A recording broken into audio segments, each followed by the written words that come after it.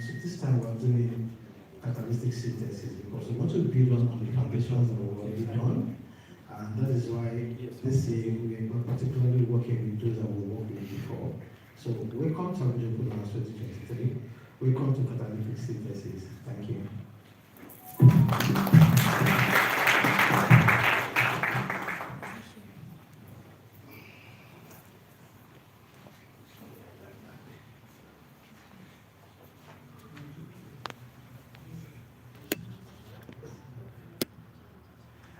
Okay, so I just want to pick up from where he stopped.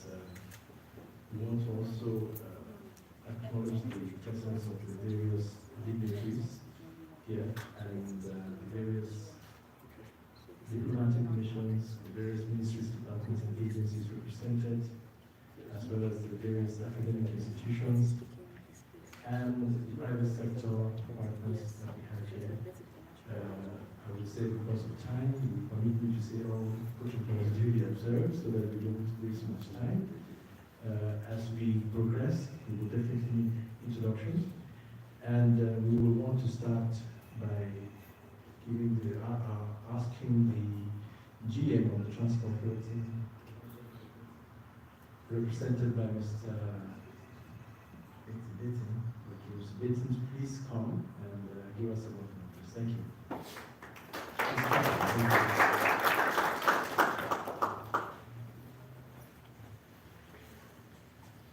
Good morning, distinguished guests. My name is Betsy Agri-Inonsi, and I represent the General Manager of Transport Boats in Abuja, Bullet Parliament.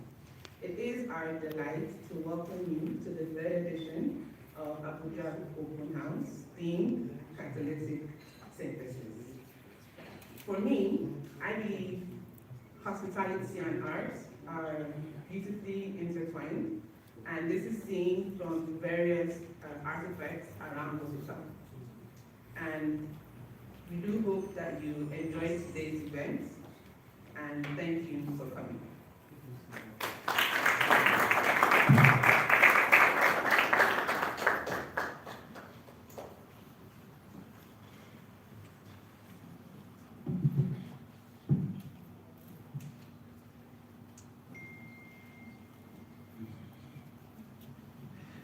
It is also my honor to invite one of our partners and sponsors this year, the British Council, the Director of British Council.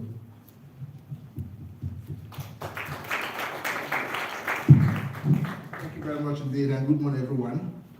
On behalf of the British Council, this is, to extend our heartfelt, how warm greetings to you, and then to express our sincere delights at this event. As you know, the British Council has been in Nigeria since 80 years. We're celebrating our 80th anniversary in Nigeria in June of next year. And this is a journey of decades of support to the creative industries, as well as education and then promoting the use of English language across Nigeria. So we're very pleased at the progress Indo and the team are doing with the open house, and with the theme of catalytic synthesis. Sounds like a quadratic equation, but I can see the thought behind such a title. Yes, art holds a very special place in the society, and that is why now strategic business unit art is one of the three. And British Council is genuinely interested in supporting the ecosystem, be it from film, music, fashion, and animation. Just 2 weeks ago, we launched a 3 years Film Lab Africa program that will start from Nigeria and extend across SSA.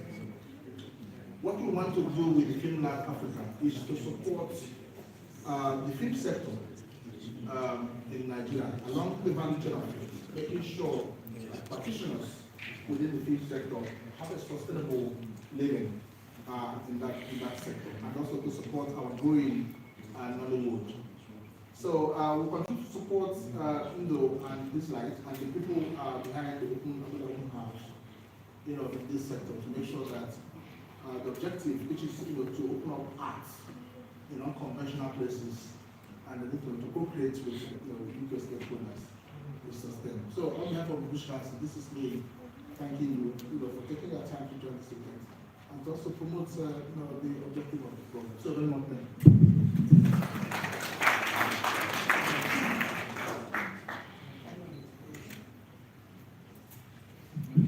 Thank you.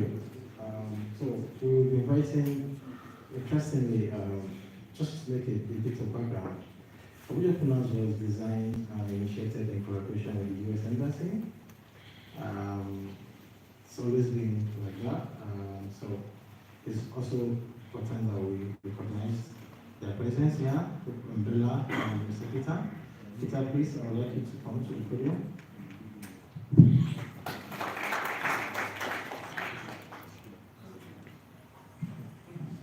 Thank you.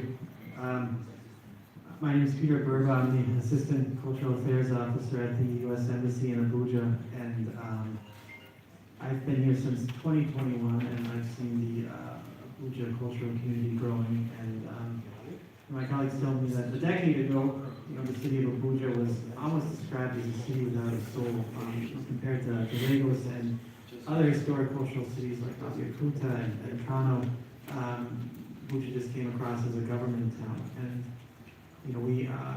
my predecessors were engaging frequently with creatives who lamented the lack of interest from residents in attending events and theatrical performances and art exhibitions, and that there was government apathy towards the sector.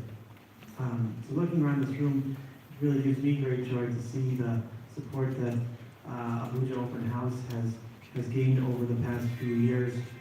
This was a program that the U.S. Embassy helped launch in 2017, and we want to commend the leadership of Nduwait Hanono and his International Institute for Creative Development.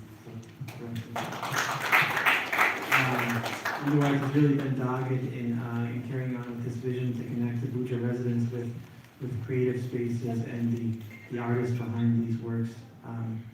I think all of you know that Nigeria's creative industry has demonstrated immense potential to unlock huge economic gains for the country.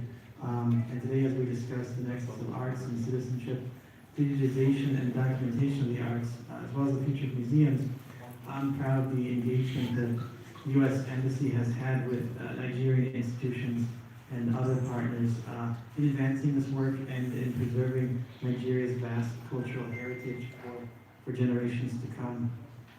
For example, in cooperation with the National Commission for Museums and Monuments through our Ambassadors Fund for Cultural Preservation, we've provided funding to train Nigerian curators on digitization and digital assets management. We've supported efforts to digitally survey the Busunin Shrine in Osun Oshogo Sacred Grove and design an early warning plan against seasonal flooding that has damaged the historic heritage site in the past.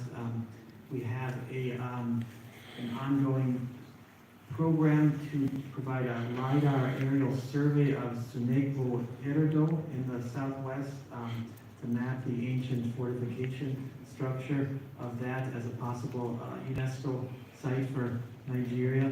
And next year in 2024, we'll be signing a grant to help preserve Nigeria's first UNESCO site, the Sukor Cultural Landscape in the northeast of Nigeria on the Madara mountain range in Adamawa State. This project is going to help assess damage and deterioration of the cultural site, which has suffered through climate change and also a Boko Haram attack a decade ago, to help preserve this site and help it maintain its UNESCO World Cultural Heritage status.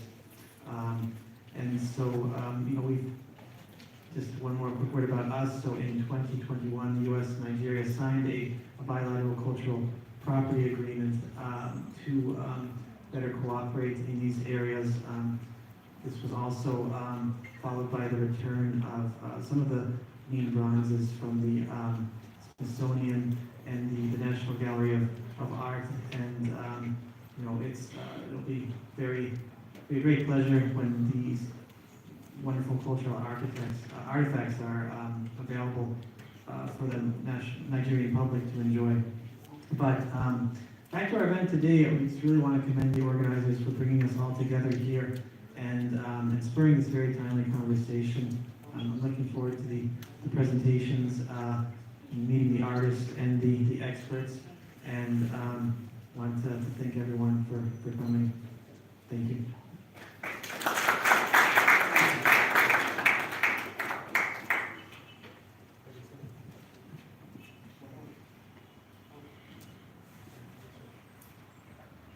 Thank you very much. Thank you very much, sir. Okay, so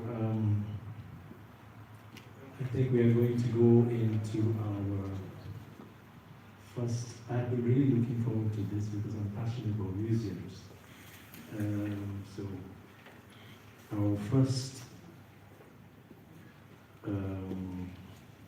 presentation will be by Mr. Jessica Salot, who is the director of the Yemisi Shillong Museum, and I believe it is the largest private collection of art open to the public in Nigeria, and if I'm wrong, kindly correct me, sir.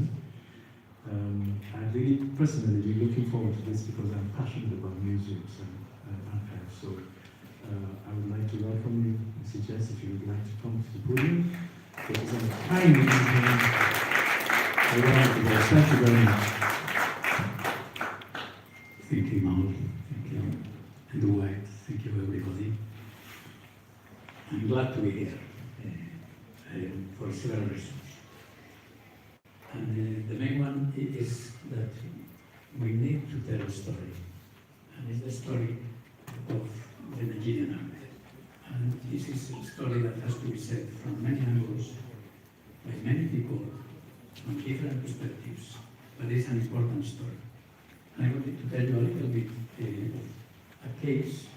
Is our museum. It's not the only one. It's not the most important one. But we are trying to do to offer something that is needed. And White asked me whether I could talk a little bit about the future of museums, or rather about the future museum, how a museum can be in the future here in Nigeria. Okay, so I start. This is not going to be about our museum, about the Shillong Museum. If we can, just the slides, one slide at a time. Okay. So it's one museum. It was opened in 2019. At that time, I was an architect, so I was lucky to design. To be invited to design the building. Now I'm the director, so if something doesn't work, I cannot complain, I cannot blame anybody. I am responsible. Okay, next one, please. I insist that, can you show it fully? You don't mind? Okay. I'm not going to talk much about YSMA, the James Shillong Museum of Art, but about museums. But I wanted to start with throwing a few questions. What is the mission of our museum? This could be expanded to what could the mission of a museum in contemporary Nigeria be? What do we want to achieve? What are we here for? These are important questions, and sometimes these questions are not asked. And something starts because it's an attractive project, because it's glamorous, because it's needed, but these questions are central for the future of museums. Next, please. What type of museum are we? In the case of YSMA, what type of museums do we need? What type of museums we could be? I just listed here a few. Most museums are object-centered. They are based and they work around a collection, and that's fair. The most important thing in those museums are the objects in the collection of the museum. Fair. Some other ones are not object-centered, but they are centered on artists, whether artists that come before or as a center for experimentation. So it's focused on artists. the museum at the service of artists, not at the service of the objects that have to be preserved, documented, etc. Then there are, and it's a very valid model, the museum as a tourist attraction. You have them all over the world. It's about numbers, it's about people coming, having a good time. It's not much about art. If you go to Bilbao, and those of you who have been there, you know, it's okay to see some wonderful artworks sometimes, other times less.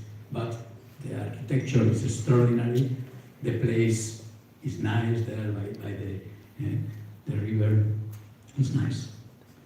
Tourist attractions. Some other ones are based or centered on heritage, on the preservation of a heritage. And that's important, that's necessary.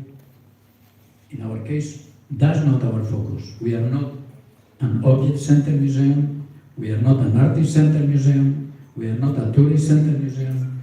We are not a heritage-centered museum. We are not a museum that was set up or is set up to promote and advance and for prestige, for a city, for a community, or an institution.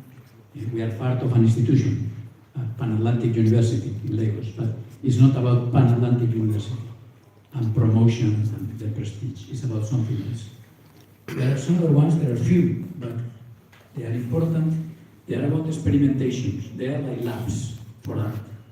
The museum as a lab, where new things are created with a non-commercial, where a non-commercial space is facilitated for artists to work, to create, to fail, or sometimes to succeed. There are experimentation spaces. There are some museums that are about identity, about who we are, how do we want to let other people be or should know what we are. So, for instance, now in Lagos there is the new J.K. Randall. It's about Yoruba culture, and that's wonderful. And it's very good, and still in the initial stages, but this is important for the country, for the art world, for the environment. This is important. But again, that's not what we are. And you see 1, 2, 3, 4, 5, 6, 7, 8, 9. And tell you 9 things that we are not. So probably you are thinking, but what are you? You are not about the collection, you are not about the artist, you are about what? And I will tell you about what. And this is an opening to tell you about what museums could be. So definitely we are not an entertainment location, though it's entertaining. And people come with the families to have a good time, and that's wonderful, and they are welcome. But that's not what we are. Next, please.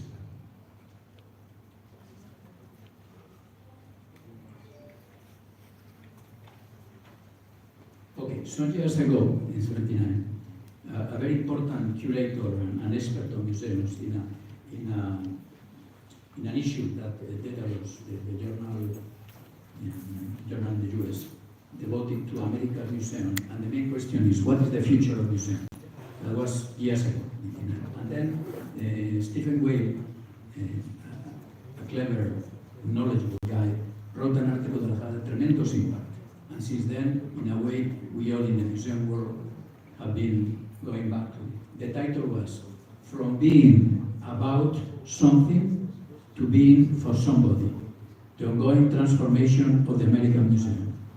And it was written some years ago there, in that context, and it's perfectly valid for our context. The ongoing transformation of the Nigerian Museum. And this, I think, is very well put, from being about to being for. Okay, next. By the way, all the artworks that I'm showing in this presentation are artworks in our museum, in case you want to come and see. And I see Victor is there, and I will show one work that we are fortunate to have from him. Yeah. So, from being about something to being for somebody. This is a radical change that took place years ago, mainly in the West, that is taking place here slowly. and I think there is need to accelerate. Museums can be much more than repositories of objects. I was talking with somebody before, I said, being like cemeteries of dead artworks. As they are, many museums are just places where, as somebody said, museums are the places where artworks go when they die. They are there forever, and they don't move, like a cemetery. We don't want to be a cemetery in our museum. We think a museum can be a living thing that has an impact. And this is the main word, impact, I think. We are for something, for somebody. Okay, yes. So, from being about dead objects, whether it is a knock terracotta, having bronze, something, and Ife, that are central to a tradition, culture, to heritage, but we can go beyond that. Not that they are not important in the museum, but being about living people, not about dead objects. This is a possibility. I think that it's not the only model of museum. There are others, and I think they are valid and they are relevant and they are necessary. So what are we? If I were to put again that list that I put before, at the end I will say we are an audience-centered museum, not an object center, not an artist center. So what is the most important thing in our museum? The people, and I don't use visitors, because we want to have a greater engagement than the one you have with a casual visitor. So for us, at the center are the people who come there for different reasons. Next, please.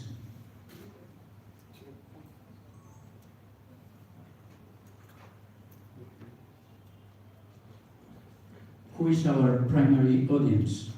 Whom are we serving? How are we serving them? And this is another word that we repeat and repeat, and in our mission has only one word, service. Why are we there? Because we are here to promote, to preserve, to document, to display our works. Wonderful, but that's not our mission. It's needed, and for some museums it should be, and it is. If we were the national museum, our main mandate, our main mission should be to preserve a national heritage and document it well and display it and make it known. But that's not our mission. Our mission is a mission of service to people. Next, please.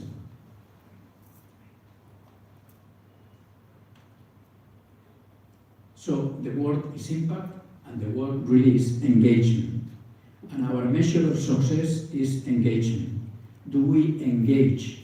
And engagement can mean many things, but do we engage our audiences?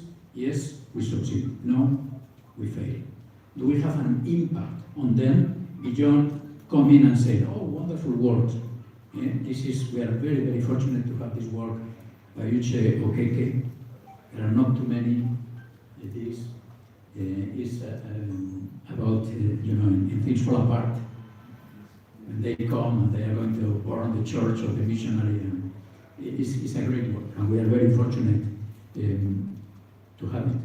But if we are not able to go the visuality of this work, to engage our audiences in other issues, we will have failed. And if we use this work, and we enjoy it, but we use it also to engage and to bring and to help people explore and discover and be amazed and think. We are within a university, an Atlantic University, and one of the main pillars or one of the main objectives of the university is to help people to develop critical or analytical thinking skills.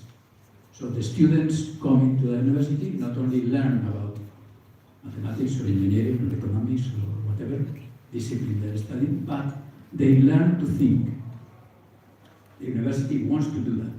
Then we, in the museum, part of the university, we see ourselves as probably the most interesting space within the university to help people develop critical thinking skills. University has labs, workshops, libraries, classrooms, but they also have a museum that is at the service of the university, the whole community, but the university, to help students develop skills. I was telling somebody before how we are working now on a program on developing civic values through art. How can we help young leaders for the future of Nigeria to develop civic values? Respect, integrity, honesty, solidarity, and we think we can do it in a museum, probably better than a lecturer coming there and say, girls, boys, take note, I'm going to give you a lecture on honesty. That doesn't have any effect. That's dead from the first moment. But if we start from an artwork, and we are having already that experience, we start from this artwork. You know, sometimes I have, sorry, I'm deviating a little bit and I'm conscious of the time, but sometimes we have students there at the university, and I'm there with them, and I tell them, look at this artwork in silence. Switch on your phone, put it in your pocket, just look at it. You have 5 minutes in silence. Generally, they are terrified because they have never been in silence 5 minutes thinking. They are thinking about what? No, just thinking. Silence. Look at it. Look at what? Oh, look at the artwork. Let the artwork talk to you. What do you see? Why don't you see? What? When? How? Start thinking. Start interrogating. Start questioning. Surely questions come, and if they don't come, perhaps you have a problem. If no question comes when you look at this artwork, you are not able to engage, and therefore you are not able to develop your critical thinking skills. So an artwork is a wonderful object. Our methodology is object-based learning. We don't teach, but we want people to learn there in the museum. We don't teach anything, but our mission is that people learn. So we are not a teaching institution, we are a learning space where people hopefully learn and enjoy. Because the museum and art museum is not only learning, a dry, boring, hard, no. It has to be engaging. Okay, next please. As I was saying that we are there not to teach, but to help people learn and discover. And that's the measure of our success, the impact we have on people. If at the end of the day, they come and they spend some time and they go out with some questions, even if they don't have the answers, we have succeeded. If they come out with some questions and they are ready to pursue those questions, then it's a success. As a museum, we are doing something useful. Okay, next. So, we are not a teaching museum. Most, especially in America, they refer to university museums as teaching museums. We don't like to use that expression. We are a learning space rather than a teaching museum. Next.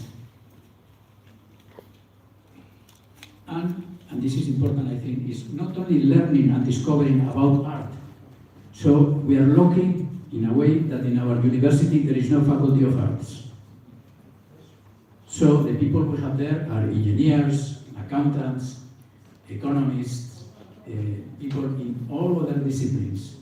And we think we can help them learn.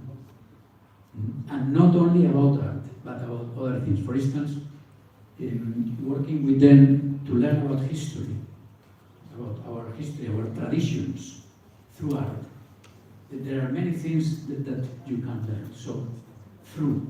I think that's the important word here. With and through art. Not only about art. So our museum is not only for people who are interested about art, but for people who are interested about many other things, a broader scope of issues. Next.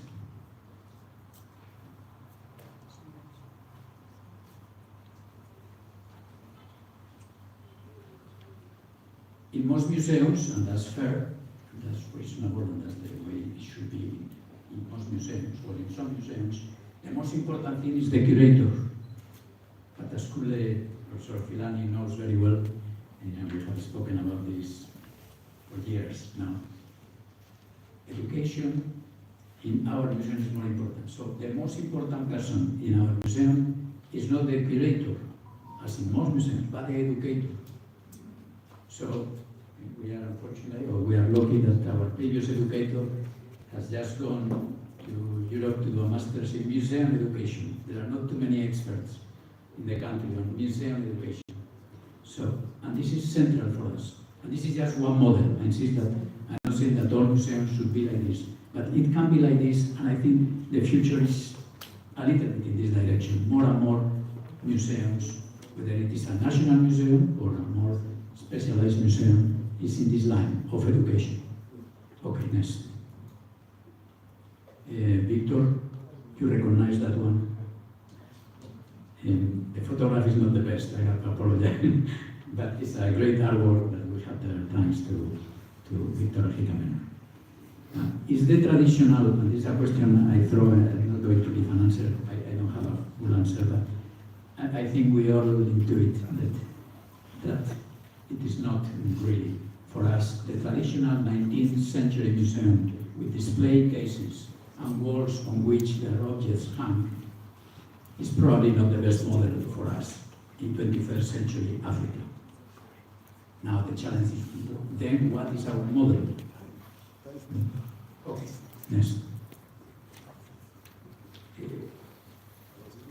The issue of post-coloniality is very much in the intellectual discourse in the museum world. How do we decolonize our museums? Because most of our museums were created in colonial times with a colonial discourse, and it's not enough that, okay, now people are running them, Nigeria. There is more than that. Decolonizing is decolonizing the mind, the methodologies, the approaches, even the mission, questioning the mission of the museum. So how do we, and we are making a good effort, how we decolonize. I say I have been in Nigeria now for 40 years, so I think I can consider my way, and I can consider myself in many ways a Nigerian, and I am glad to be part of this. So how are we trying to decolonize? And I know that I have the ambassador of Spain from where I come, so I go doesn't take it. I'm proud to be a Spaniard, but I'm proud to be here and to be Nigerian also. Okay, next. The challenge for museums, well, there are many challenges, it's not the only one, but it's not simply to change the content and the display, to modernize. How can we make the museum more contemporary? And there are things, the lighting you put, the way you display, the way you organize, the labels, the bringing of technology, so digital displays, interaction, etc. It's not only that, though this has to come, but it is the very concept of what a museum, even the word. There in our museum we are questioning sometimes the word museum, the muses. The museum is a European, relatively recent concept. There were no museums 5 centuries ago, museums the way we understand it now. In Europe, the same way that there are no museums the way we understand it now. Here, this doesn't mean that there was no art in Europe or in anywhere. 500 years ago, there was art there was art here. But what are the models that we work? How do we want to bring this to people? And then we go back to the question I said, how do we have an impact? How do we engage people? Okay, next. Can we aim at integrating art and life as it is done apologies for the wrong spelling, in traditional Africa outside the traditional museum? Say, for instance, if you have a Gelede mask there in the museum, now, and we have it there in a nice, you will see it in a nice display, nice light, the glass, well protected, little label there displaying this mask. But this mask was part, as you know, was something bigger. There was not only something, it was the whole dress, but it was not only the whole dress, it was the music that accompanied that, and it was the lyrics that accompanied that, and it was the ceremony where it was used, and it was for the people So now we take just one little part, that is the girl the mask, we put it in a showcase, and here we say, Yoruba. No, it doesn't work. We need to do more. So it is sound, it's performance, it is life. So this linking art to life is a challenge that we have in the contemporary African museum. Okay, next. Now, I throw this, talking about the future. I think this is crucial. When I started, we started, we put together a very powerful advisory board. And I remember in the first meeting, we had there a top experienced management consultant from one of the big firms, and he's also a collector. And we started the meeting, and I started telling them and talking about the art we have on the collection. And there was someone who said, please, just stop. Yes, sir. What? I said, what about governance? And I had to say, you got me here. You got me here. We have thought a little bit. So we devoted a good amount of time, months, working with, seeing on how the governance structure of the museum was going to be.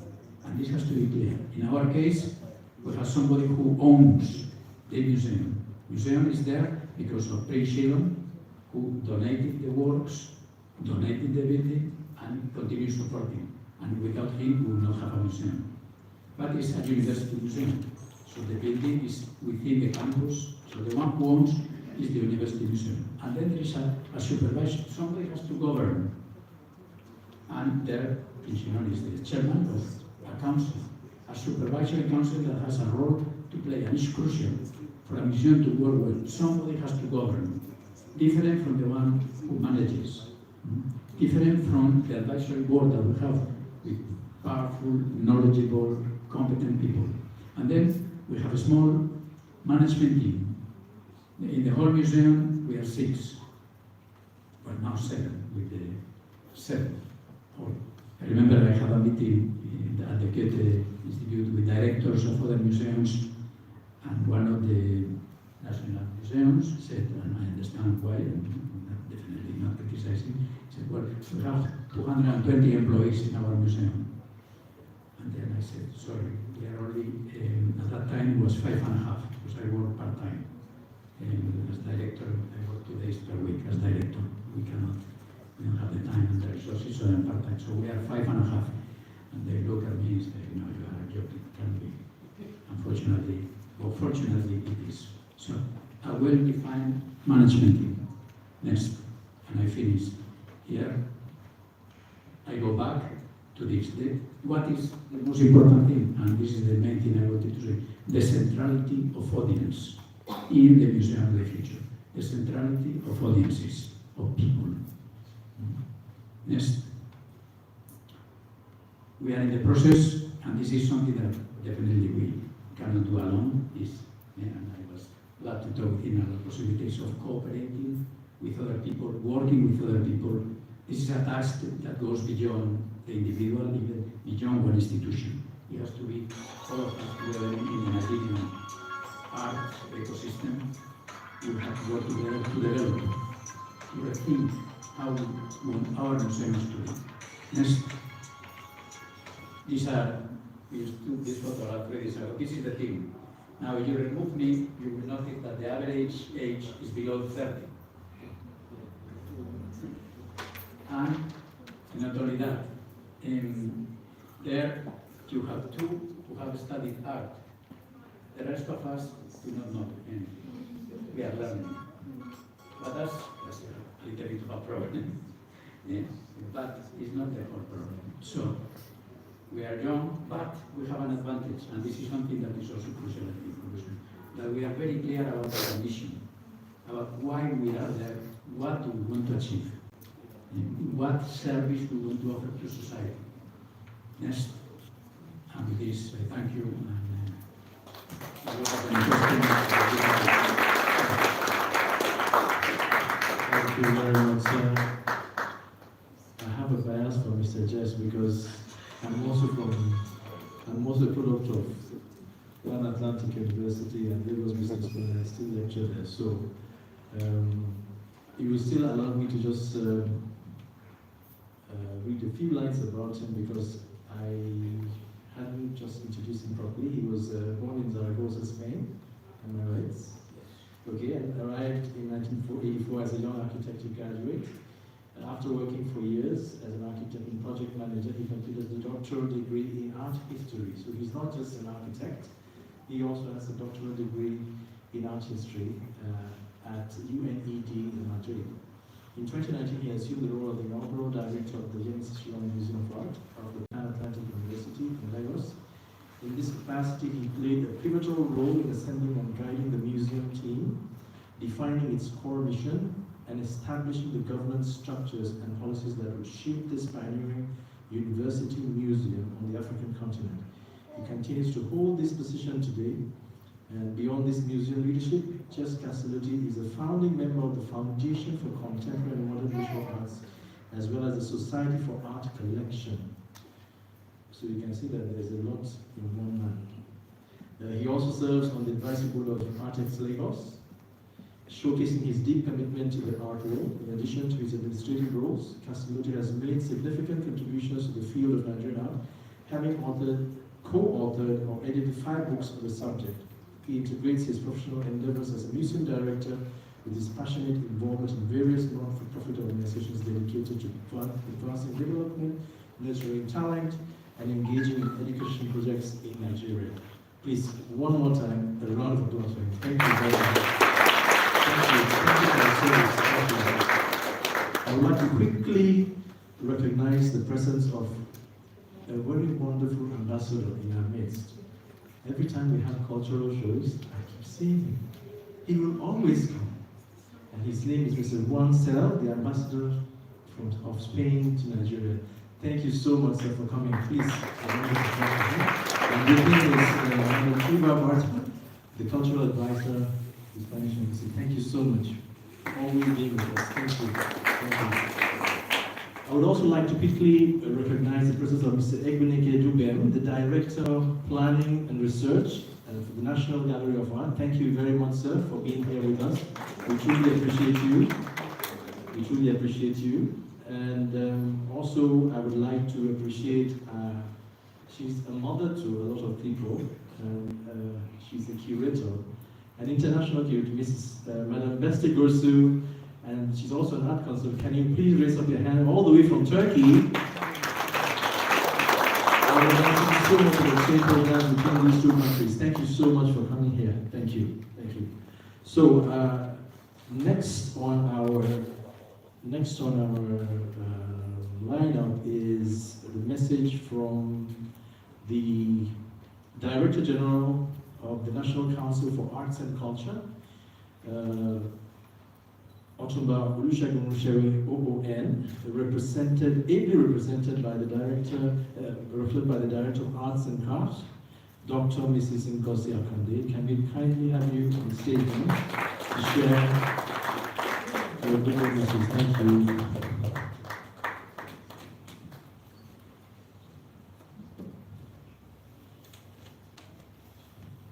Good morning, everyone. Nice time on the already established protocol. Dr. Mrs. Ngozi Akande, the Director of Arts and Crafts, National Council for Arts and Culture. My DG, Otumba himself, was not able to get here because he has an assignment, so he said I should represent him.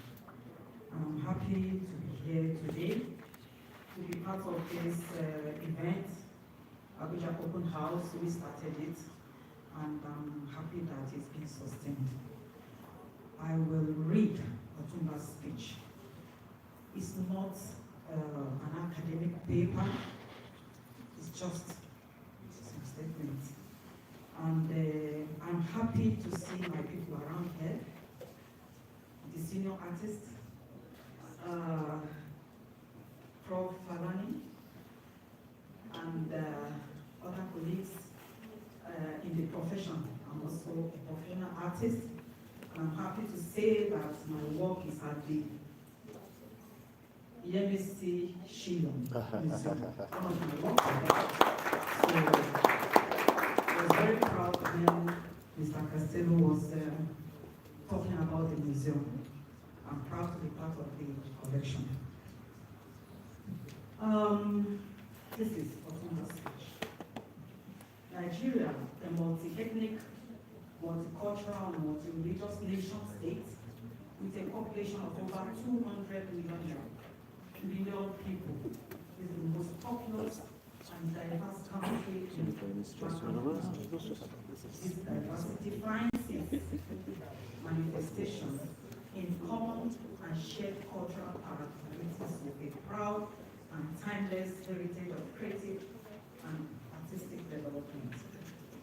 Out of Nok, Ibuku, Ife, Benin, marked the classical period of Nigerian art, and the creative urge of Nigerians, which go beyond the contact with Europeans and the colonial period of Nigerian history.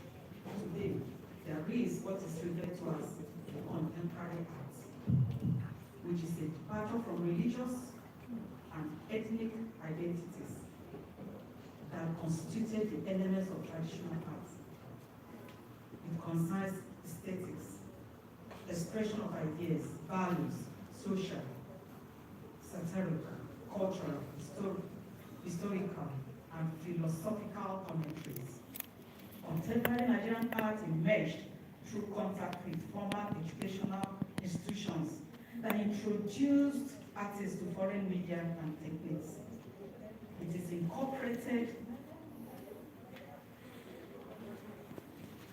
incorporated diverse elements of both local and foreign art materials and techniques. Traditional and modern Nigerian culture is interpreted through contemporary Nigerian art. What we are celebrating this period is art spaces in Abuja, where you will see contemporary Nigerian arts. So it's good to mention it. This involves the synthesis of the old and the new, whereby traditional elements are embellished with European art techniques acquired through Western formal education. The contemporary Nigerian art was introduced into the Nigerian secondary schools in 1923 through the sole effort of Aina Olobode of blessed memory, which earned him the accolade Father of Nigeria, Father of modern art in Nigeria and Africa. However, Aina Olobode, a painter, Akinola Lashekon, a painter and graphic artist, and J.D. Akeredolu, all of blessed memory, had started executing jewelry, subjects, and portraits of Nigerians in the early 1930s in an idealized naturalistic style. Benewon, who trained as Slade School of Fine Art, London, also involved works of art that are creative, historical, cultural, and philosophical. These artists were the first pioneer contemporary Nigerian artists. So it's good as we're celebrating art to mention them. The art spaces. Lagos has been the center of contemporary art spaces in Nigeria. It is saturated with various art spaces such as National Museum, Monicon, Gidi Museum, Yemisi Shilom Museum, National Theatre, Nike Art Gallery, Signature, just to mention a few.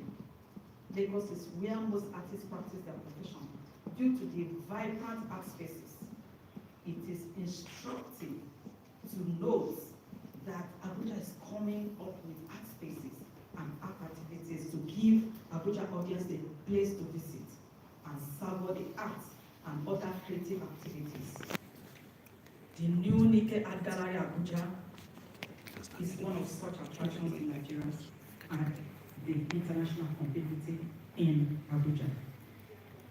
I am happy with ICD for embarking on this project, Abuja Open House, Discovering Abuja Art Spaces. initiated by the United States Embassy, Abuja. And the ability of IICD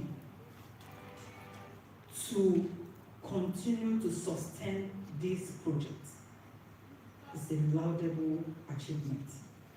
We at the National Council for Arts and Culture will give you all the support. We are also happy to announce the opening of the Art and Craft Market that has been renovated, restructured, replanned as a coordinated one-stop shop tourist destination in the Federal Capital Territory. So, the announcement, you will have a very vibrant market, art and craft market, that is well organized in Abuja, courtesy of Otumba Olusegun Roshegun OAN. He is passionate about Nigerian projects, he's passionate about culture, he's passionate about the creative industry. And he has promised that he's going to leave a vibrant art scene in Abuja before he retires. Thank you very much.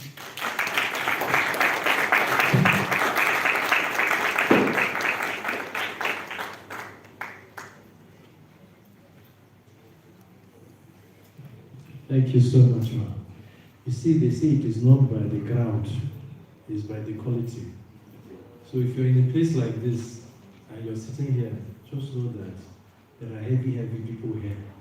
People that actually determine the actual things that we see in the newspapers and all. When you now see it, you know that these are the people that actually determine these things. So if you are here and you're one of us, please clap for yourself. Thank you very much. Please, I would also like us to kindly move forward. People at the back, there are vacant seats in front. There are no invisible people sitting on these seats. We need to do that so that when people come in late, they don't have to disturb the flow. They can easily, conveniently sit at the back. Thank you. Because there are people coming from all over. Some of them are coming from out. Many of them are coming from out of town. They're still on their way and all that. So kindly bear with us. Okay, so I would also want to quickly permit us to be, I will be introducing different dignitaries as we continue. I also want to appreciate the presence of the Director of Entrepreneurship Center of the University of Abuja, Professor Abdul Allah. Please, can you rise up to recognize yourself? I want to personally say that he's doing a fantastic job trying to get everybody to see the business side of every industry. He has particularly dragged me as an artist to be teaching the students the business of art, the business of the creative industry. And thank you so much for your efforts, and we truly, truly appreciate you. Thank you, sir. Thank you. I also want to recognize it. Well, I must actually appreciate Sony company for what they're doing for support. And representing Sony here is Mr. Nathaniel Muguche, the brand ambassador for Sony. It's popularly known as Need Genius. When you begin to see here, Need Genius, what is Need Genius? He's the creative director of Need Genius Films and Media, and we are going to have a masterclass with him today. It's one of the best things I think that happened in recent times, because when you actually have the brand ambassador of one of the global brands, and he's into filmmaking and he's talking about it, I think if you're in the movie industry, you should be here. So thank you so much for all you do, and also for the company for what they do. Thank you very much. So we are going to move on to the next speech, and before I introduce the gentleman, I want to say that I had the privilege that you didn't have of sitting down with him for a cup of coffee before we actually came upstairs. And that is no other than Professor Filani. He's here with us. Permit me to please read his, when you have people that have academical, he has retired now. And after so many years of service, so we have tried to restrict his bio to as little as possible. So just permit me to quickly read his bio before we actually call him up to come and share his words of wisdom with us. Professor Filani Emmanuel Olakunle is a quintessential academic. His intellectual wealth found expressions mainly in creative arts, art history, and the theory of aesthetics. He is also a consummate administrator, as robustly demonstrated in many managerial posts he held over the years. Born on September 8, 1957, to the reputable Fulani dynasty of Ikole Ekiti, Kunle Fulani is a well-groomed gentleman with impeccable character. He obtained a bachelor's degree in fine arts in 1980 from the then University of Ife, now Obafemi Awolowo University, Ile-Ife. He proceeded to the University of Benin between 1982 and 1984 to study the studio-based degree and obtained an MFA in graphics with a specialization in printmaking. He also went to the University of Lagos in 1955 and graduated with a postgraduate diploma in education. Dr. Fulani in 2002 obtained a Doctor of Philosophy degree, PhD, from the Institute of African Studies, the University of Ibadan, with special interest in the history of visual arts. He began his career as a lecturer at the Adeyemi College of Education, Ondo, an affiliate of the University of Ife. Then, in 1985, he transferred his service to the Federal College of Education, Technical, Akoka. He was on leave of Yaba, Lagos, in April 1992. He remained in the college except on occasion when he was on leave of absence in other institutions as an administrator or during sabbatical years. Professor Kunle Fulani rose to the pinnacle of his academic career when he became a chief lecturer in 1995. Fulani's administrative experience is huge and covers opportunities available in the college system. At one time or the other, he was head of department, dean, deputy provost at the Federal College of Education, Technical, Akoka, Lagos. In 2004, he was appointed as the provost, Federal College of Education, Abuja, where he served meritoriously till January 2012. He was chairman committee of Federal Provost and served severally as an advisor to the Federal Minister of Education and the Presidency on educational matters. All these came with very heavy responsibilities that required capabilities and astute skills. As an academic with reputable contributions to scholarship, Professor Fulani researched and ventilated African art with a special interest in contemporary Nigerian art and visual artistic philosophies. As a vintage art historian, art critic, and explorer of aesthetic tendencies, Kunle Fulani, in many ways of his insightful essays, reconcile the verbal philosophies of the Yoruba with their visual traditions. As a practicing artist, he orchestrated in his paintings and prints a variety of creative possibilities available to contemporary visual arts, with a special interest in Yoruba patterns and the Ona motifs. The major theorist of Onaism, an indigenous art concept that was intellectually articulated and defined by the Ona group of artists, Fulani had written brilliant articles on the concepts of verbal and visual theories in art. Indeed, his numerous expositions in forms of journal, articles, conference proceedings, book chapters, monographs, catalogs, edited books, book publications, keynotes, and lead paper presentations are numerous. As an educationist, Professor Fulani equally published and represented insightful papers on technical and vocational education and the dynamics of educational leadership in Nigeria. Fulani's brilliance as a scholar, artist, and administrator has taken him to numerous countries in the world where he promotes indigenous scholarship and methodologies and therefore boosted the artistic and creative image of Africa.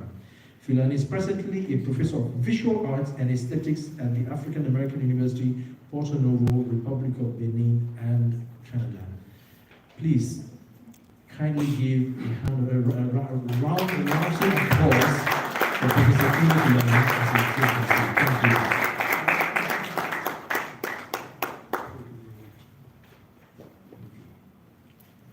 What is which particular was that I have 30 minutes. He said I should not tell you, but I should tell you.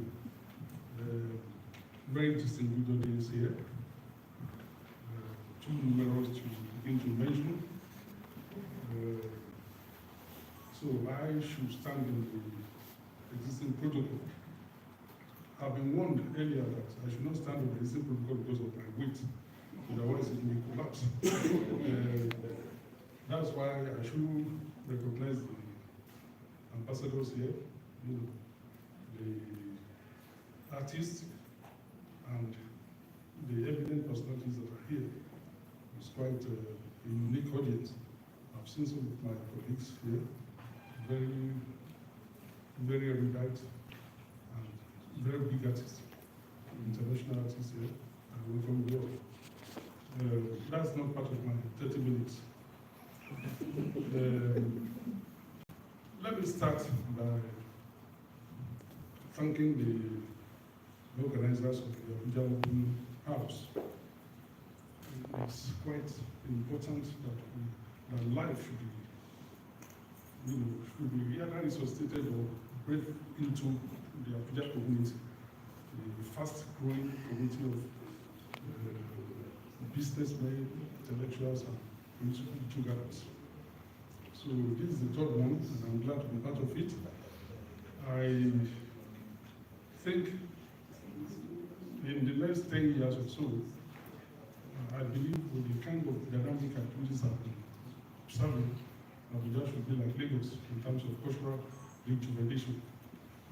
So I congratulate the organizers for this. Well, I don't know why they should put me after Dr. Jessica Seroti. She already made a very distinguished presentation. She had always been one of the catalysts to creative discussion in Lagos especially. And as we observed, she has also published a number of books on Nigerian art. Having stayed here for over 40 years, is in Nigeria. Now, I appreciate the discussion on museums. I like the new angle and focus of the museum, not necessarily on the objects, but on the audience. I think we benefited a lot from that discussion. As he was speaking, it reminded me of a book written by Andrew Marrows. It's been a while now, I can't quote the date precisely, but I know it's over 40, 50 years. Where he titled the book, Museums Without Walls. And that was pre this virtual, online thing. And he was able, his thesis was actually on the pictures that are found in books. That books will also as well be like a museum. The only problem is that you cannot see the exact size of the objects in the museums, except for pendants and all those things. But today, 2023, you all know that we have that museum in our pockets, in our phones. You can open up to any major artwork that has been recorded in our phones. And so, life is growing, and opinions are changing, and new ideas are manifesting. Now, to my talk, I call it talk because I do not have a paper. I thought actually it was going to be more of a conversation, but it's okay for 30 minutes. I looked at the catalytic synthesis, quite high-falutin when you pronounce it, but the meaning is not as, as agitated as the sound. It's like saying what is a catalyst to the synthesis. And my interpretation of it is, what is the catalyst to the synthesis of contemporary Nigerian art? Since we are talking about art. I always like to define what I mean in terms of terminologies. Yes, we say contemporary Nigerian art in the sense that it's an ongoing thing. Usually there's a lapse of 100 years between one activity and the other that we classify as contemporary. But you can take liberty to extend it if whatever that is significant in it is still will continue. And that's why I will not call it modern Nigerian art. I will not even call over 100 years modern Nigerians have still called it contemporary Nigerian art. And I just want us to, you know, to wake us to the realization of what actually started what we are discussing today. And since I have a very short time, I will try to also incorporate some critical element to the historical analysis I'm going to do. I'm an artist student, but I like calling myself an artist first before I talk about any other thing. So I have a direct experience and I know how the artists feel. It's very important how you feel while working. Now come to the issue of history. I said that I will also do some critical analysis while speaking to the history of the contemporary Nigerian art. It is said that words, especially names and dates, are the bones of historical anatomy. And so, I should be able to mention some names, some dates, if possible, so that it can resonate in the hearts of the listeners, the audience. I was glad when Dr. Ngozi Akonde was making the speech for the DG. She actually did a summary of the beginnings of contemporary Nigerian art. When we talked about Nobolu, what is the what makes it contemporary? What makes it a change? It's because it is a new way of thinking. If you think in a new way, then you are likely to produce in a new way. So when the Western education came to Africa, okay, well, let me limit myself to Nigeria, it changed a lot of things. It changed the almost entirely, the life of the Nigerians, the Africans. And the most impactful one is impacting on the culture of the people. Because the people is defined by its culture. And once there is a significant impact on the culture of the people, a lot of things will resonate with that change. And so there was a change in the thinking of people, and up to now, we are still in that, I don't want to use, it's not a negative thing, because life has to roll on, and the world has actually globalized, so we must meet ourselves. Like I said initially, museums are not without walls in terms of our phones. We have access to anything. So we are now like, the global citizen. We are global citizens now, roaming around in each country. However, contemporary Nigerian art is a collage of interest in the real sense of it. There was a very vibrant artistic tradition in Nigeria. We have seen some of the products, Ife, Igboku, North culture, etc. We have seen some of the products in the presentation. However, when that change came, it did not stop what was ongoing. There was still the traditional artists and the traditional carvers.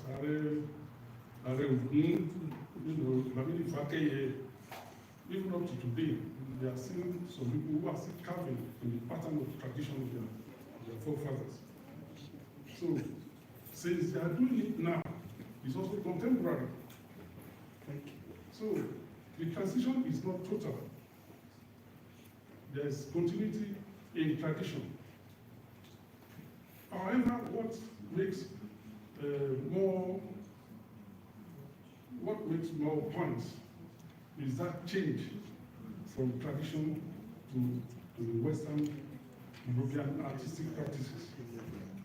One, education came with it, and education is Western education, not the informal education.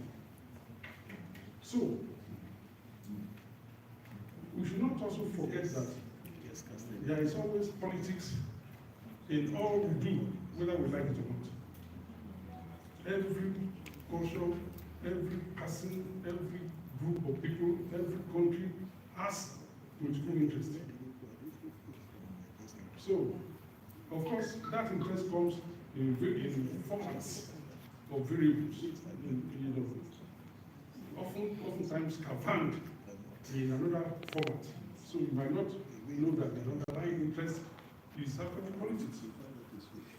And the best route to achieving such is culture.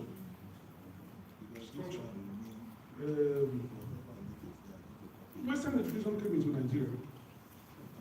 And when the students saw what they were doing in terms of naturalistic paintings, naturalistic sculptures, they felt this newness. They were surprised that, oh, so when somebody can do this and look like you, all those celebrations and all those things. We should also note the fact that as at then, the Ife art had not been discovered. Discovered in quotes. It was in 1912 that Leo Frobenius actually saw for the first time those images. And in his anthropological mind, he felt that it was impossible for such to have been done in Ife. It was until later that a lot of research went on, and all those pockets of workshops that were established in Ife in those days were articulated, and it was noted for real that they were actually done by those who are living in that area.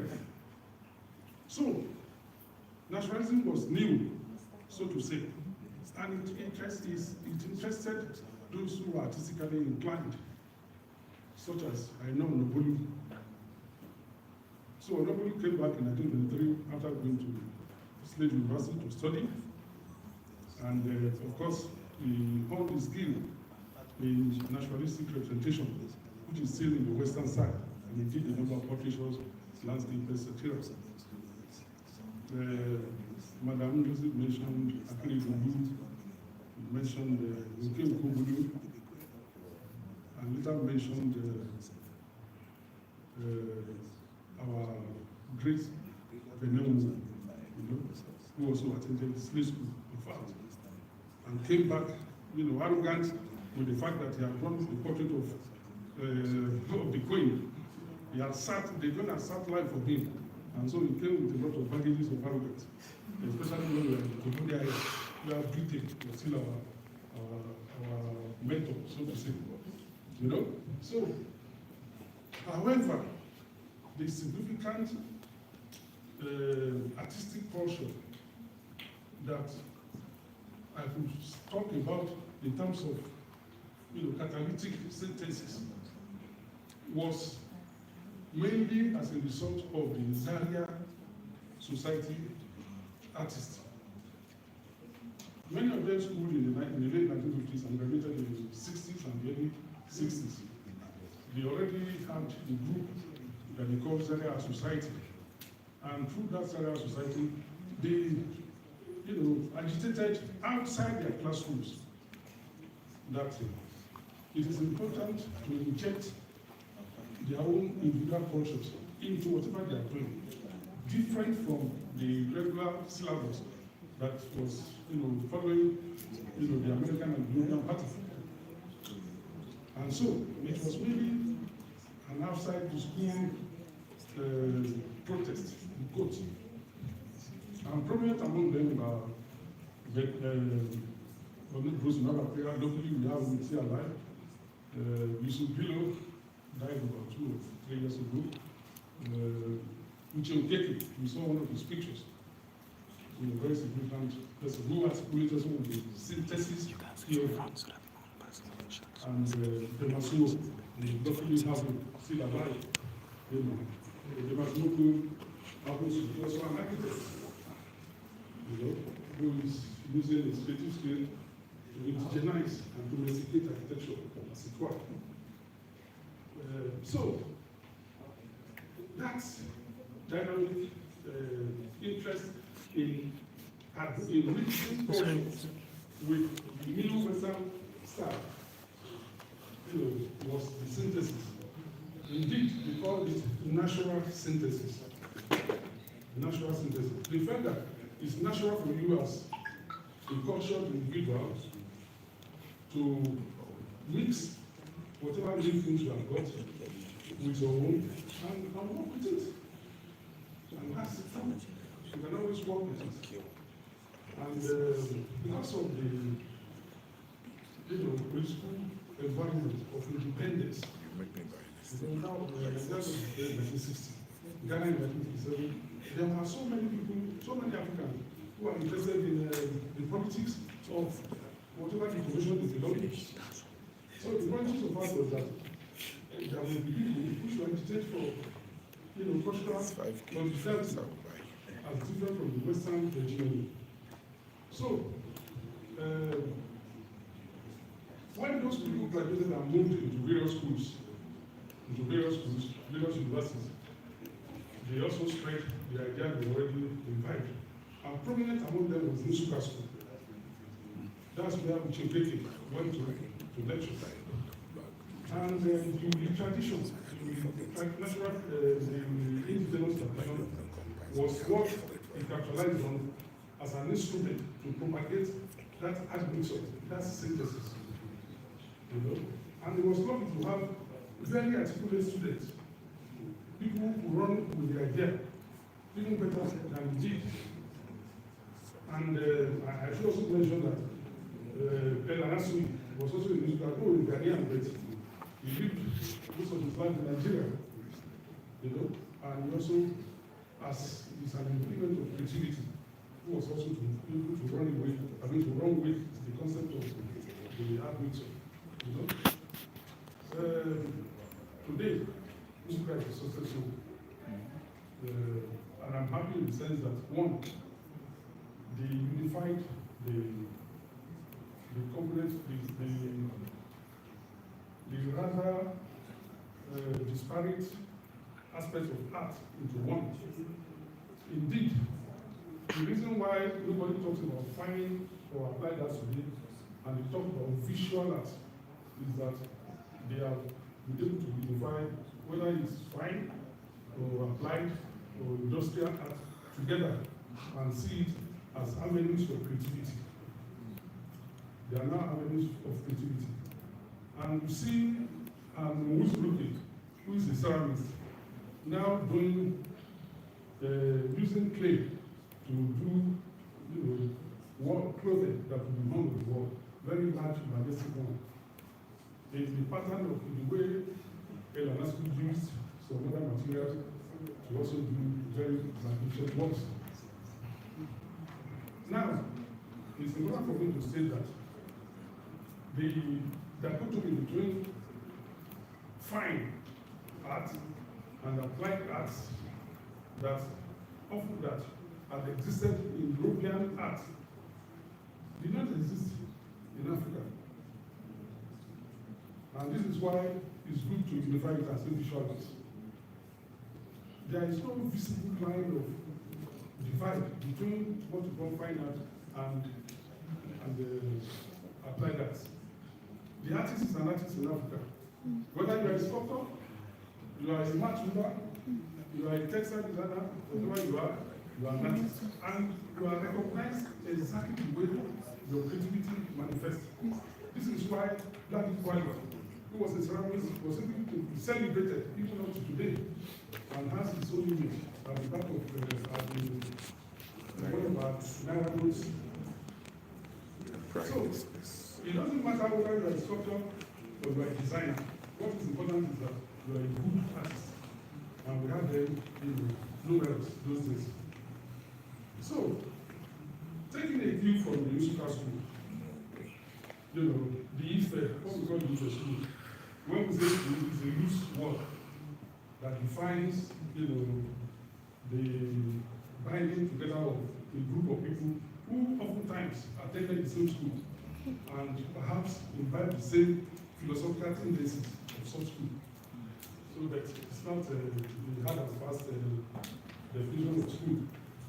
So the IFE school also took steps from that synthesis of the Zarianists And what did they do? I happen to be in part of the school, what we call it the Ordinary philosophy. You know?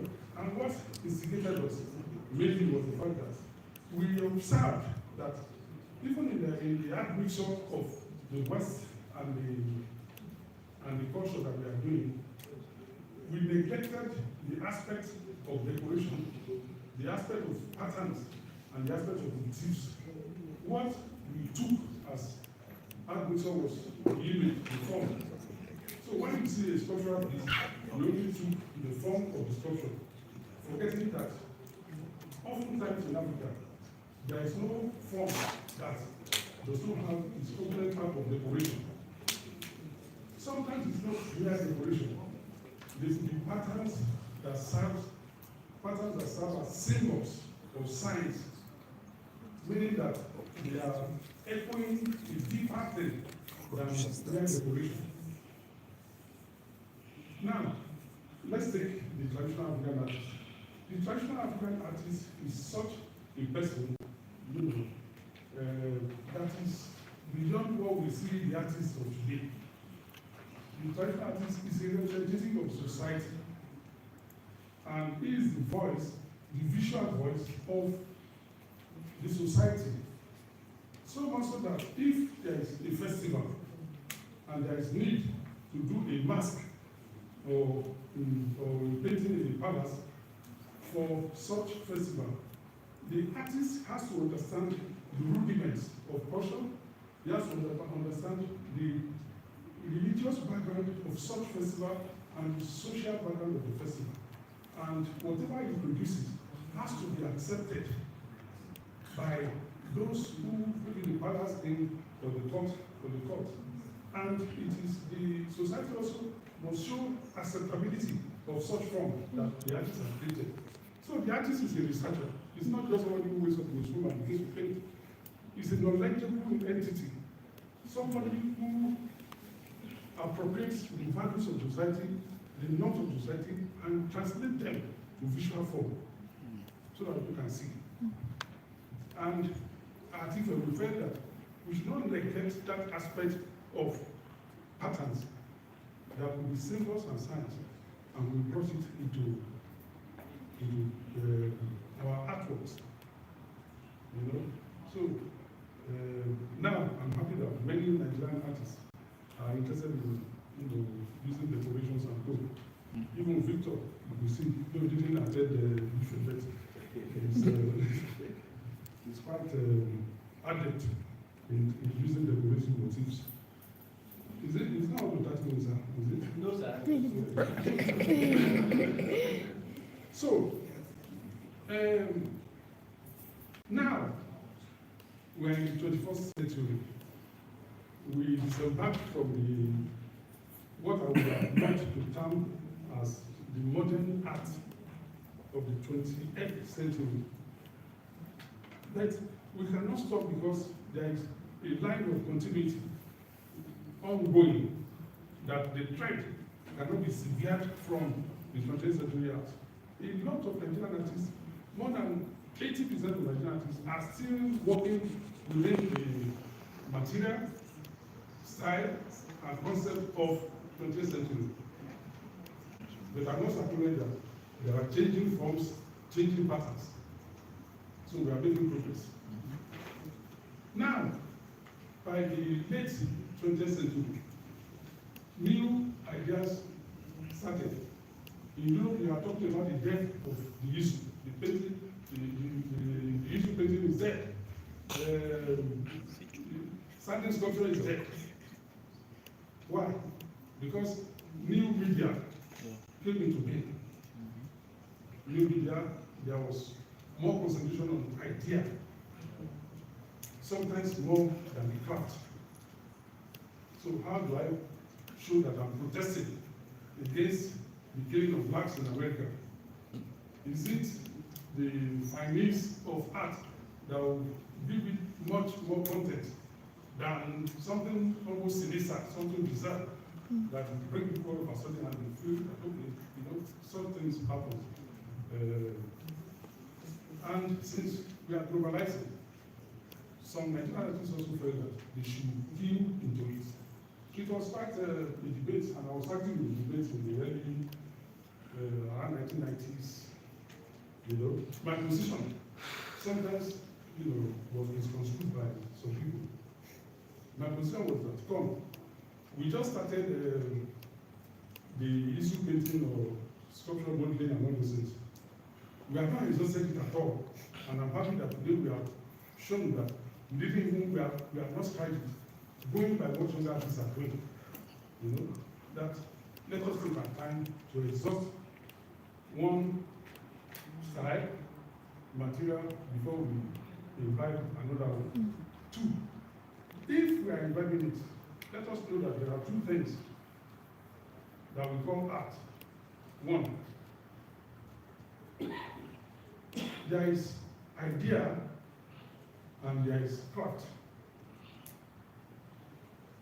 Without the two of them manifesting, you have not done any creative thing.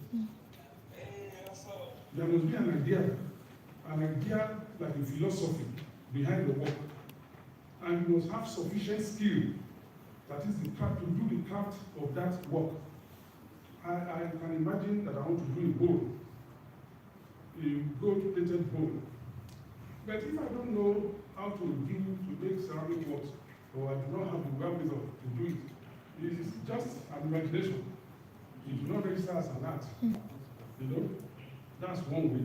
The other way is that whatever you do as an artist, I think it's important that there must be a story behind it. Even in abstraction, there must be a story behind it. People should be able to learn with it, coming from the background of Africa, that the artist is a symbol of knowledge, you know, to the society. So we should also be a symbol of knowledge to our society. We must make impact. That's what we call content. You know, even the formalists who do not believe so much in critical analysis of the content, they still recognize the fact that mere Jackson Pollock's splashes can inspire some thoughts in some people and resonate on ideology, on religion, on philosophy, or whatever. It could be the right, you know. So life exists in a dual way for the arts itself. There must be a physical production, there must be an intellectual backup of what the art represents. Otherwise, it will not avail. You see, that generation, you know, of critical thinking and skillful production, you know, have continued even up to now. I'm actually very happy that I was discussing with Mr. Silva. I said, I'm glad that art has become more dynamic than our own generation when we were schooling. There are very skillful artists outside. You know, the only thing to most of them is intellectualization of what they are doing, and which will be done with time. I have a number of artists here. Duke Asidero is there. Duke, you might not know him, please. Duke Asidero, please sit down. Thank you. He's exemplary for me as an artist. You know, it takes its time to think out before working. And while working, he thinks alone. You know, and the outcome of his works are, you know, they are manifestation of the extraordinary. And this is the kind of thing that young artists should invite. I'm happy in pockets of lectures, symposiums, and all those are going on, so that young artists will invite them. So thank you very much, sir. Nigeria is a very vast place, very vast place. Diverse culture, diverse ideas, diverse. So to aggregate them and say Nigerian art is so difficult. You know, that's why we fight as artists. We found comfort in, you know, calling schools and go. Before I leave the issue of school, it is important to know that it is not only the Western art and the Western education that upturned the artistic narrative of Nigeria. Remember that in 1960s, there was a workshop sponsored by Willie Bayer and his wife, Georgina Bayer. And later, made more solid by Susan Wenger, who was the first wife of Willie Bayer. Okay? To that extent, we could say it's still part of the Western influence, but not Western education. What they did was to bring together a collection of artisans, people who are not going to school, perhaps they have primary education and they brought them together, gave them pencil and paper, gave them paints, taught them one or two techniques and asked them to produce. And they started producing artwork. The beginning of it, as described by Adebayo Cornelius, he called it naive, fossilized form and naive. They didn't like it at all, you know. But later, I think with growth and consistency in practice, the art that was seemingly naive became a major artistic function in modern Nigerian art. And so the Oshobo experimentalists, in conjunction with the Oyolopo became epochal in artistic historical balance. So what I'm trying to bring out is that it is not only the Western education that changed the terrain of the contemporary Nigerian art. We had the traditionalists, the neo-traditionalists, who continued with the work we're doing in tradition. We had those special workshop artists who also demonstrated capacity, demonstrated skillful and even robust articulation of what they were doing. So now, I'll round up. Now, what do we have about the new media? The new media is about technologies, photographs, videos, and it is vital, internationally, very vital. You see, my take from the 90s was that when an artistic portion is about to die, there is need for them, or when they die, they become ghosts. Just like Dr. Cassilotti said that the museum has practiced they are symmetries, of artworks that are ancient, old. So it is for that change of new media, most of the new media is like the ghost of the art that you cannot hold onto, you cannot hold onto the form, but you can see the apparition in light. What we saw now are pictures, but you cannot hold onto it. So if there are virtual art done through electronics and projected, you cannot hold them, but you can see it. So, and ghost is part of our ancestry. We believe so much in our ancestors living. So there is something wrong about it. But there is surely going to seek form a rejuvenation of some ideas that we can hold and call living art again. I hope I'm not misquoted. I'm not condemning new media art. I'm only giving an analytical aspect of such ongoing tradition. And I believe that we can always be part of it. Let me assure you, painting, sculpture, as it has been in traditional days, can never die. Because that's what you can hold on to. But intermittently, there will be appearances of apparition, appearances of images, and you codify it out and solidify possibilities of new beginning. Thank you very much. Thank you very much, sir. Please, another round of applause. Thank you so much. When you have taught for so many years, and hundreds and hundreds of students students have passed from under you. The thing is inside. You see, if it's me, I cannot talk and give so much valuable information without a presentation and you know. But see how everything was just coming and coming and coming. Thank you so much, sir. We really appreciate you. Thank you very much. So we're going to try and quickly.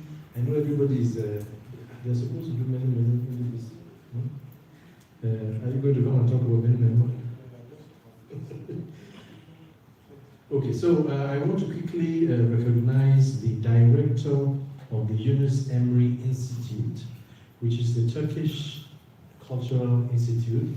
His name is Mr. Aziz Sethi. Please kindly give him a round of applause. Thank you so much for coming. Thank you. Thank you. We also have in our midst CNN. Well, not CNN exactly, but the winner of the CNN Multi-Choice African Journalist Award for Tourism Reporting, Mr. Bello Officer. Please, can you rise up? He's also a cultural consultant, author, and publisher, and his books are outside. But most importantly, he's streaming live on wakaaboutTV. The entire proceedings here are right now beaming across the country and into the world on wakaaboutTV right now. Thank you very much.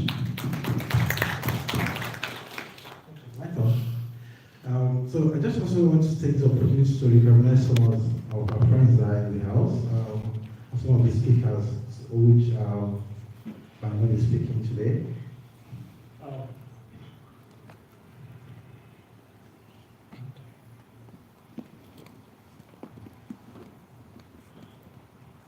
Okay, so I must start from the top. Even though you arrived late, I've had a lot of working relationship with him. Stayed in his office in Zaria, and everybody know him as proficient, a painter.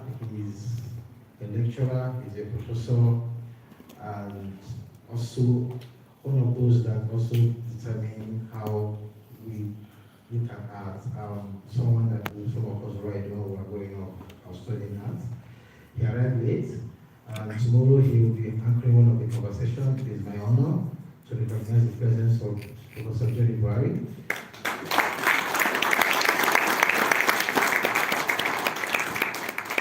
So tomorrow he will be in conversation with Dr. Kule Fulani and curator Beste from Turkey at Motion at Gallery, 11 tomorrow.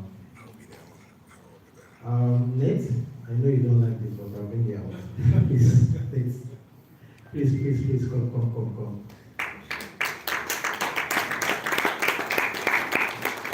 So the reason why I'm calling him out is, if you notice, we have a collaboration with Sony as part of Abuja Promo's event this year.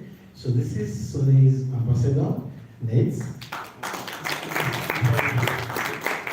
So I noticed he doesn't like the camera, but he likes putting it in front of people. I told him I'll do this thing. Hello everyone. Good afternoon. Standing on all existing protocol. I'm glad to be here. My name is Nathaniel Oguche, Creative Director, Net Genius Films and Media Limited. We're based in Abuja, but we travel all around Nigeria for work. I'm representing Sony. I'm a brand ambassador for Sony since 2019. Sony brand is dedicated in enhancing the film industry and the creative industry at large. They listen to the people. They have amazing equipment. When people complain, when creatives talk about maybe this is not functioning right and this is not working properly, this needs to be improved, Sony pays attention and they improve it in their next batch of equipment that comes out. So I'm glad to be an ambassador for Sony. Apart from the fact that they have the best cameras and the best equipment available, it's also what I love to use and love to use to create documentaries, films, commercials for companies. And I'll be hosting a masterclass tomorrow, starting from 2:30 p.m. We'll be talking on visual storytelling and the basics of filmmaking, how to set up your cameras, how to set up your lightings, and how to create something that evoke emotions from your audience. I will delve deep into visual storytelling and what people don't know about how to tell a story, how to tell a compelling story that would evoke emotions and would get people to feel a certain way about your film and what story you're trying to tell. Thank you very much. See you tomorrow.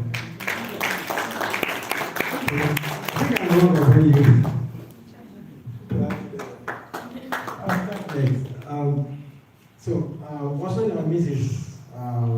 An established accomplished photographer, Abuja.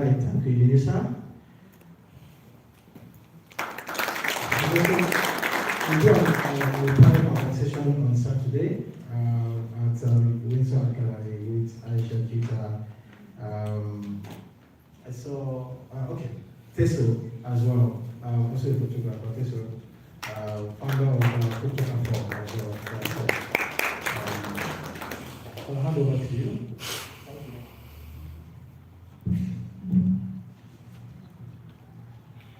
There was somebody here before I call on the next speaker. When I asked him how I should introduce him, he just told me 2 words. And I want to introduce, he's like a father in the art industry. And his name is Duke Cedric. Please, can you give him a round of applause? Thank you. If you want to know how to he's a wonderful person. He's inspired so many young people and so many movements in this country, the abstract art. Let me not do that right now. So, I would like to call on our next speaker, but before I do that, I would like to read. The man over there is blocking because of his car. We are privileged to have you, Mr. Victor Ehikameno. It's truly a privilege to have you here. Please. Yesterday we were in conversation when he arrived, and I have to say that we have to realize that our artists are our ambassadors. They actually help brand the country. And if there's anybody, if you want to mention people, is somebody who has helped the brand of Nigeria, brand Nigeria, because it's actually brought international attention to this country. Mr. Victor Ehikameno is a Nigerian multimedia artist, photographer, and writer. He has been prolific in producing abstract, symbolic, and politically and historically motivated works. 2020 National Artist in Residence at the Neon Museum, Las Vegas, Nevada. Ehikameno is also the 2016 Rockefeller Foundation Bellagio Fellow. He has held several solo exhibitions, and his works have been included in numerous group exhibitions and biennales, including the 57th Venice Biennale as part of the Nigerian Pavilion in 2017, the 5th Mediations Biennale in Poznan, Poland in 2016, the 12th Dakar Biennale in Dakar, Senegal in 2016, and Biennale Georgia, the 13th in Indonesia in 2015. I hope I got all this right. I think the twist my tongue somehow. Ehikameno is the founder of Angels and Muse, a pod laboratory dedicated to the promotion and development of contemporary African art and literature in Lagos and Benin City, Nigeria. So please join me in welcoming Mr. Victor. Thank you.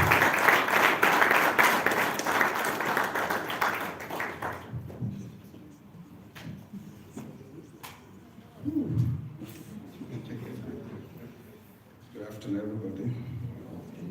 I've not had breakfast, so I can stand on existing protocols, so nothing will break. This has suddenly become a hallowed ground for me to stand on, where you have the big weights and my elders like Jessica Castello speaking, and my very senior chairman, Professor Fulani, also standing here. So the ground is quite hot. My name is Victor Ehikameno. I'm a Nigerian artist from Edo State, and I'm always happy to be back. I was in the first edition of this Abuja Open House, and my relationship with one of the organizers, I Thank you. My relationship with one of the organizers, most people don't understand, is one of the reasons why I actually moved back to Nigeria. I had my first exhibition in this place in 2007. I came from outside the country, and Undo White was very instrumental to that. As my people say, if you don't know where you're coming from, you will never know where you're going. Thank you, Undo White, for giving me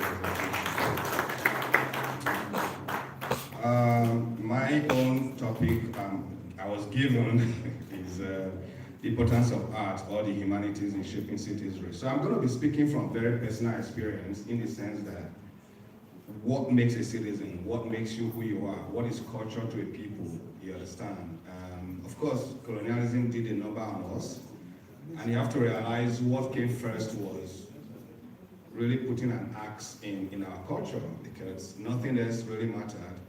I will keep talking about natural resources. Now you have to realize that natural resources was not the first thing that they came after when they came, because oil was discovered in Nigeria in commercial quantity February 16, 1956. So you have to realize that dating back centuries before then, what were the things that were first collected? They were our cultures, they were our things that we created, they were arts that bind us together, they were our archives, the way we talked about ourselves. You close the war, then, they began to then tell you that what you created, what you have, was what was chasing you in your dreams. Then we never were able to shy away from that, and that became a problem. And that hole is what we have been trying to dig ourselves out of. And more of that holes are being dug. So you realize that only cultural activists, only artists, only writers, filmmakers are the ones that have taken on this task of retelling you who you are. Of course, they have always been doing that from time immemorial, but artists have found it very difficult to reintroduce their works because there is also a counter-academic Christian, Pentecostal Christian. But you realize that a lot of the times, when you have nothing else to blame, you put that blame on the art, on the creativity, and all of that. Whereas the artworks that are being condemned are selling for millions in auction houses around the world.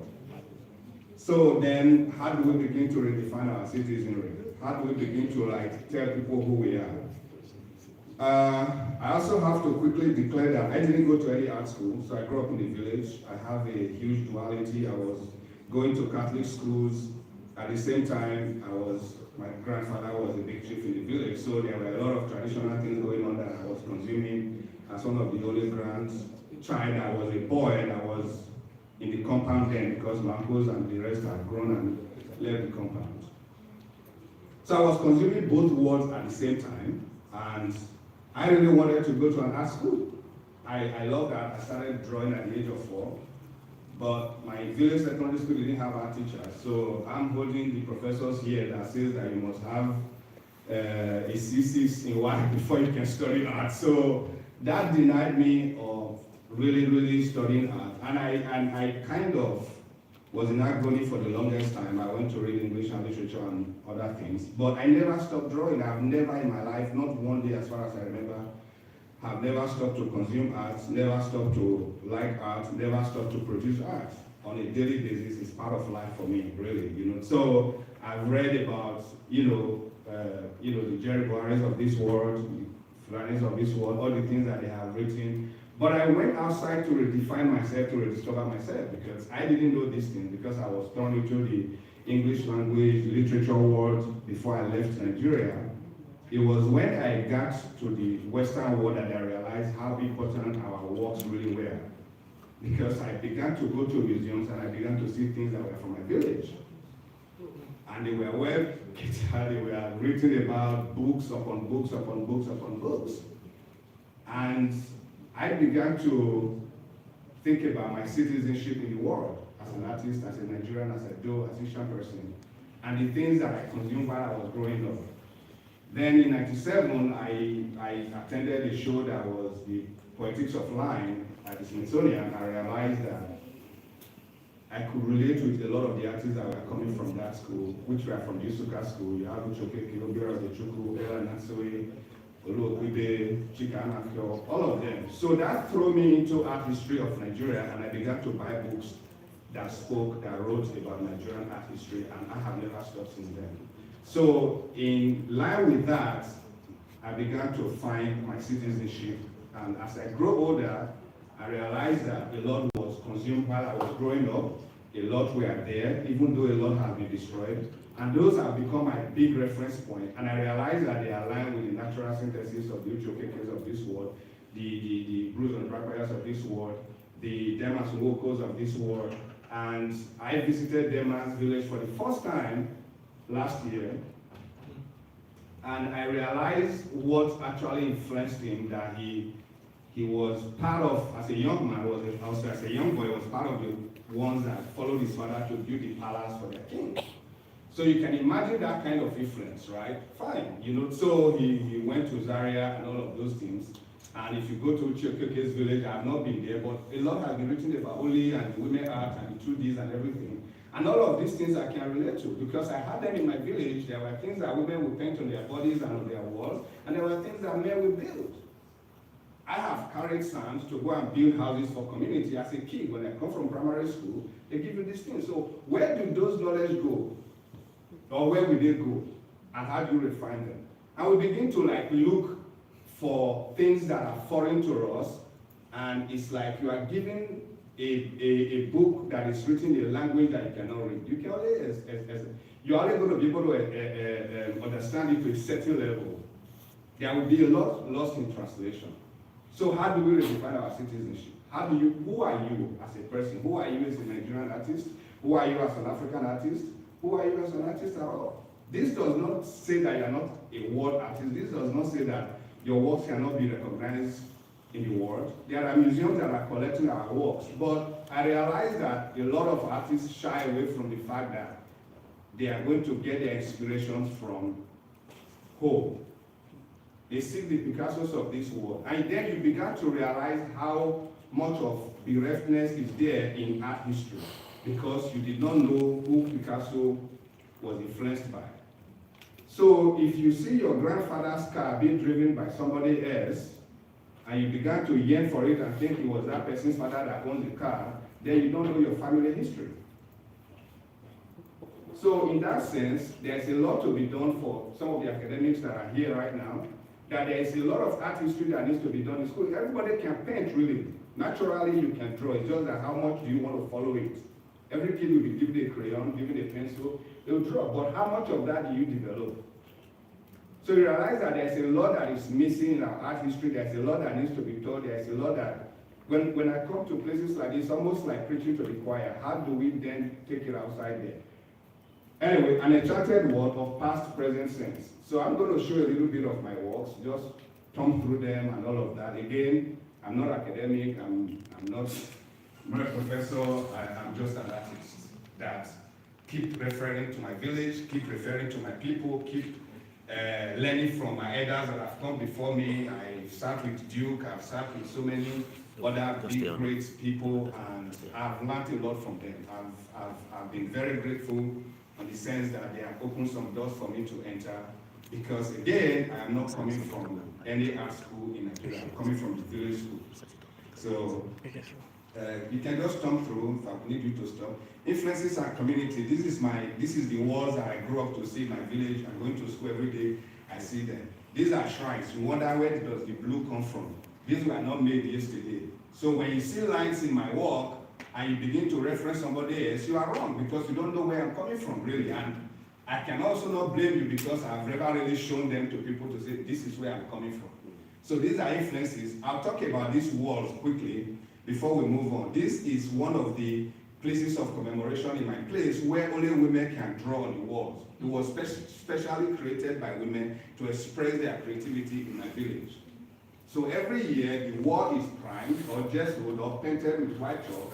Then women in the community are invited. You want to draw, you want to make work. They come and they make works. And over the years, as I grew older, I realized that the styles are changing, and you began to find figuration. But on the other side, you realize that they are just almost like symbols. So then you're asking me, where am I coming from? This is where I'm coming from. These are things that are in my head that I'm replicating over and over and over. And sometimes you can say they're in your DNA and you won't be wrong. So these are some bronze works. I grew up as well. I mean, Benin is not very far from me, and my childhood was also spent in Benin and Ishan, both together, just consuming these works without even knowing what I was consuming. Again, until I've left the country and see how important these things were there. When I came back, I didn't shy away from them. Continue, please. So when you talk about Western museology and the way they display things, and I think it was Professor Kleiner, go back and look at the ways we consume art. Okay, so we never tied, if you go to a Western museum, they're going to tie a rope around and start beeping once you get close to it, right? But in your village, you know how to stop and you know where to stop. Our lives are invisible, so how do we begin to understand those things when we begin to display these things in what we call contemporary museums? We understand these things. So when you are teaching us how to display our works, for often enough times, it's an insult on intelligence. You have to look at local intelligence to combine with what you are doing as well, so that if we have to create a new meaning, if we have to create new synthesis, then we know where we are going. But do not completely disregard something that is coming from the black continent or because it's from Nigeria, and you think there's nothing to be learned there. And you, that's also in Nigeria, maybe a curator or an artist, begin to degrade your own works that are there, that are very meaningful. Because there's a saying in my place that if you say your plate is dirty, somebody else will use it to pack shit. Next.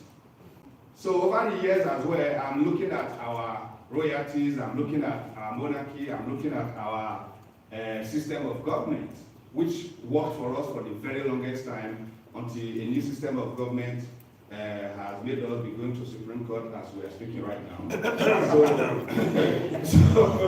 So these have also become very reference point for me because these are arts. We don't wake up and begin to. One beautiful thing with Africa is that we have abundance of everything: art, culture, natural resources, anything you can think of. And that can also become very problematic because if you have abundance of things, you begin to disregard some of the things. If you have only one car, one shirt, one trouser, you maintain it, you iron it, but because we have so many, our wardrobes are full. So oftentimes we disregard these things, we don't pay attention to them. So anyway, there's nothing you can tell me about what fashion or about what art or about what culture that you can't find on any given day when you're in Benin Kingdom, when you're in Benin City, or Ife, or even in Lagos, maybe you go to a Saliko. All you have to do is just open your eyes and you just see art everywhere. You don't have to go to a museum, really, to be honest with you. So again, these are my influences, these are where I'm coming from, and these are what I'm showing to the world and telling them the stories of my ancestors that have completely not been written or been put in that pattern of where they put other art in the world. Next, please. So I showed you the blue one before. So again, now this is contemporary. I think Professor Fulani talked about what is classic, what is modernity, and what is, at one point, the bronze were created at that particular time, and they were contemporary art to those people then.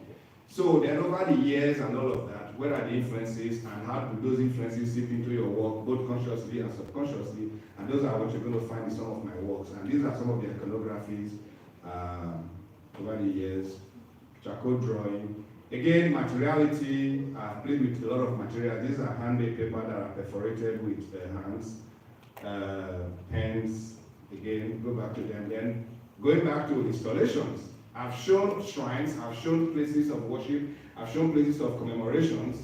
How do you then bring them to a contemporary form, to even bring a younger and newer audience into that world? Everything doesn't have to be canvas. How do you recreate these things that are in your memory and making it palatable for people? So again, this was done in Senegal in 2016, which was one of my first major installations. This was in Poland. This is quite political. It has to do with oil and pollution in the Niger Delta and the whole place. Quick one, just a minute. This was done in Indonesia to show the pollution of oil in the Niger Delta. So I suspended 3 barrels of oil and created something that is called a olobiri with a trough of water, and it's lit up. And it took only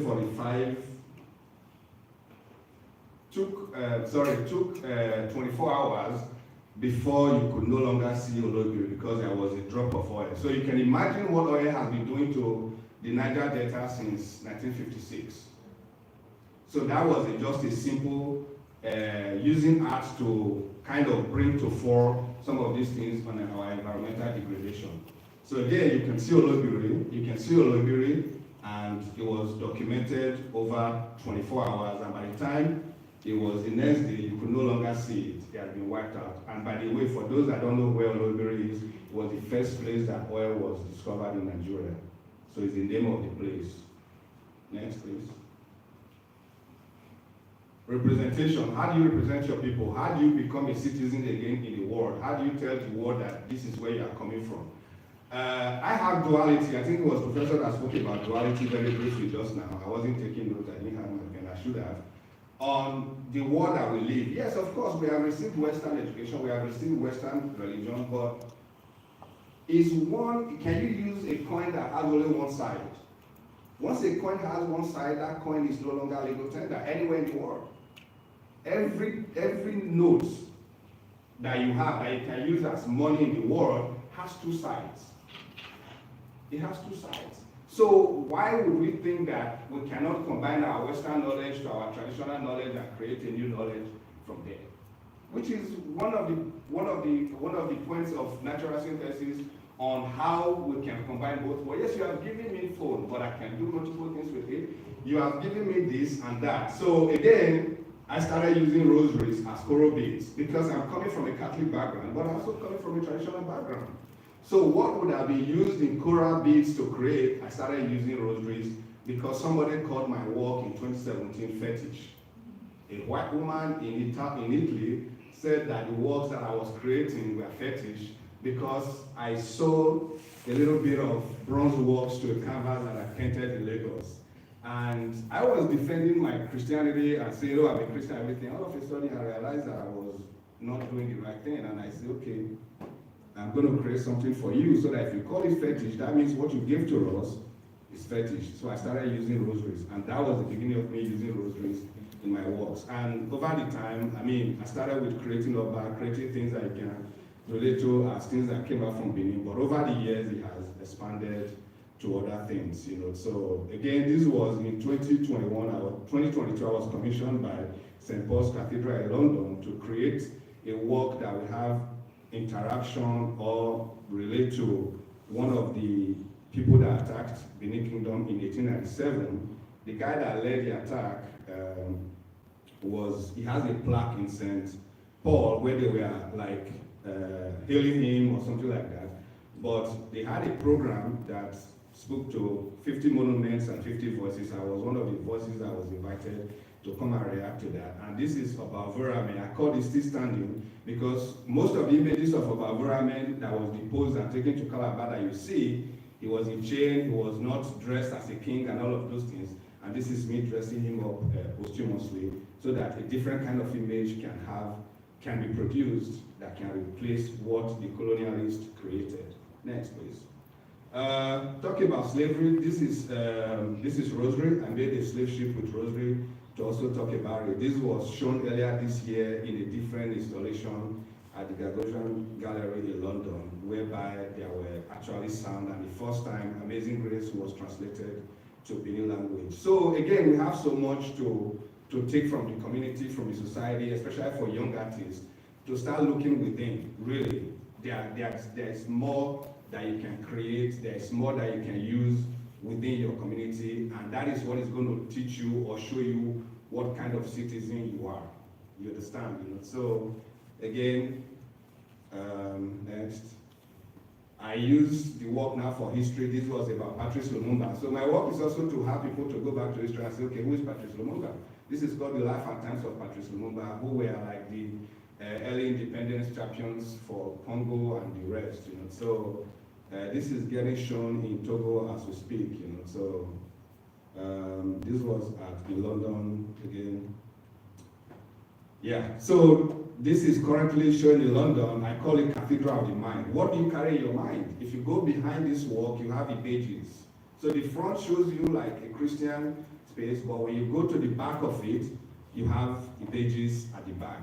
Because you can come and speak grammar all you want in the daytime on Sunday in front of the pulpit, but what is actually behind your mind? What is informing what you are preaching? If you go to a white church, it's completely, their problem that they are praying against is completely different from the black church that they are going to. And what is informing that background, what is at the back of your mind? At the end of the day, it's what is you are carrying at the back of your mind that actually creates what is showing in front of your mind. So, thank you, Undu White, and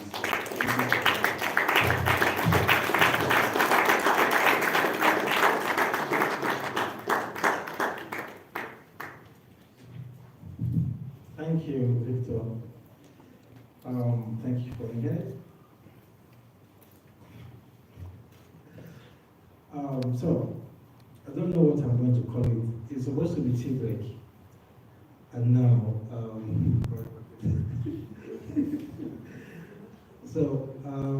so we go out for 30 minutes and we will return. Well, when we return, we're going to have one of the highlights of this year's Abuja Open House. I intentionally chose that topic because I saw something amazing that changed the topography of the arts area in Abuja, at least to some extent. And then there were conversations about channeling it and how don't we make it something major of Abuja Open House? And so we're going to be discussing about that, documentation, publications, after the break. And I'm asking that everyone stay back because we have Aminu here, we have Sarah here, we have my good friend Jacqueline, we have Sosen as well, and Uke, who also is a writer from this day behind who came last night for this, all the way from Lagos. So please, 30 minutes, lunch tea, the lunch break. But again, I don't know how to recognize her because I don't know how long we've come a long way, collaborating, working. I asked him to do it, and said, no, I won't do it. She's here quietly seated behind Mr. Peter, Bella Ndubisi Ann, Bella Ann Ndubisi, cultural specialist of the US Embassy, which is our major partner. So I just thought, okay, I will have that recognition. Bella, Bella, please. Okay, so, keep going down, and then we will come. Thank you.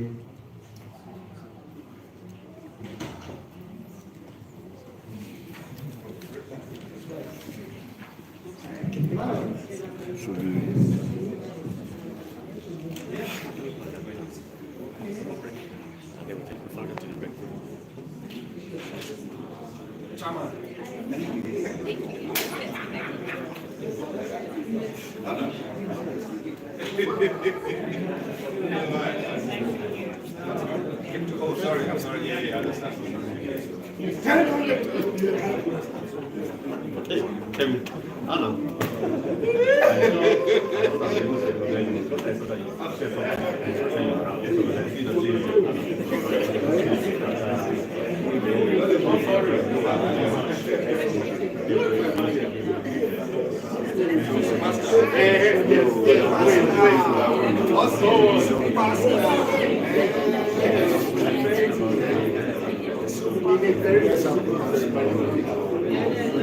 It's my friend.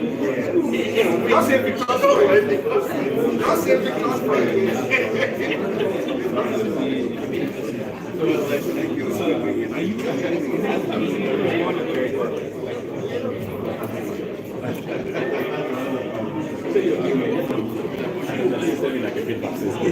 I'm not reminding you, I charge for reminding.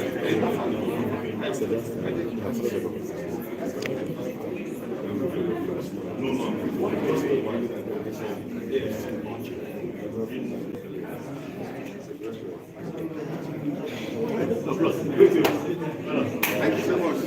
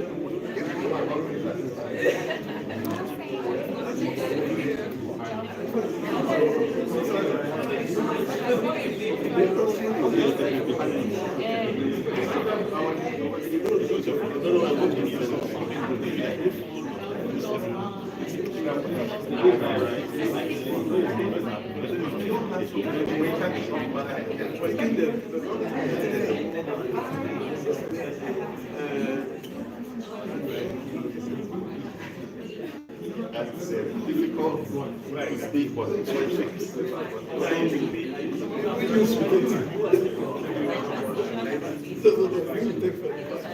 wow.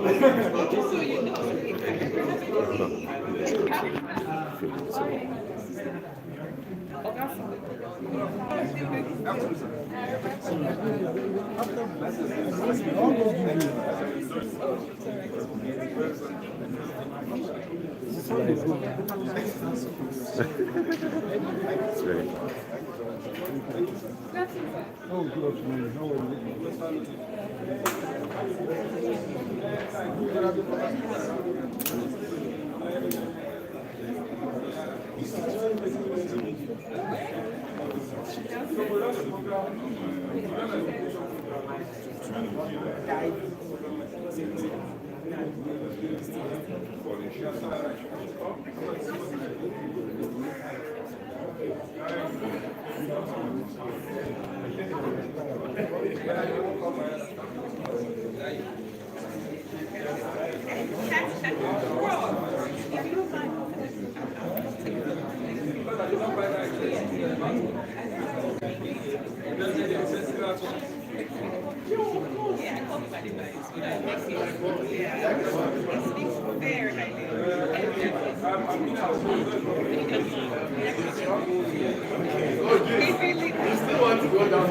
Thank you so